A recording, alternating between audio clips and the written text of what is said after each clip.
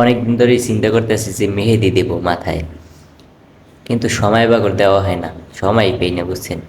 সময় পাবো কেমনে? খালি ঘুমাই সারাদিন, কাজ কাম না থাকলে। তারপর মেহেদি নিয়ে গোলাইলাম সুন্দর মতো হাত দিয়েই। তারপর ফেরদৌসের লগে একটু দুষ্টুমি করলাম, কথা বলতেছি তো, বুঝছেন? তারপর হাত দিয়ে সুন্দর মতো গোলাই এখন দিব মাথায়। মাথার যে চুলের অবস্থা পুরো লাল হয়ে গেছে, দেই আর একটু লাল হয়নি। যেহেতু লাল হয়েছে সেহেতু আর একটু লাল হোক, ভাল লাগবে না দেখতে।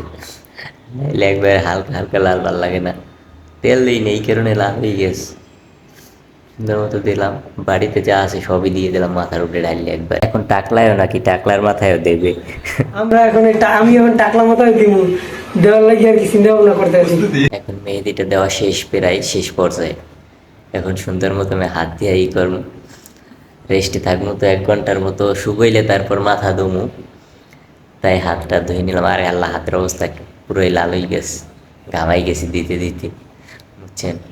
মানে নাকটা ভালো মতো ধুয়ে নিলাম। তো এই করি, মেহেদিটা দেখাইলাম।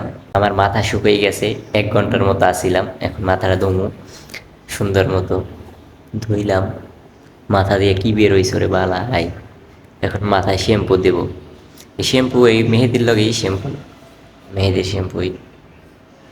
মাথা শ্যাম্পু দিয়ে ভালো মতো ধুমু, যাতে সে ইয়া থাকে ভালো মতো। আরেকবার দিলাম শ্যাম্পু, 2বার দিলাম, আরও একবার দিব, 3বার। আমরা দেখবো গোসলের পর কি অবস্থা হয়, কেমন হয়, লাল না কালো। গোসল শেষ, এখন আসলাম রুমে। রুমে এসে দেখেন চুলের কি অবস্থা, পুরোই লাল হয়ে গেছে, সুন্দর হয়ে গেছে আগের থেকে, ভালো লাগে এখন।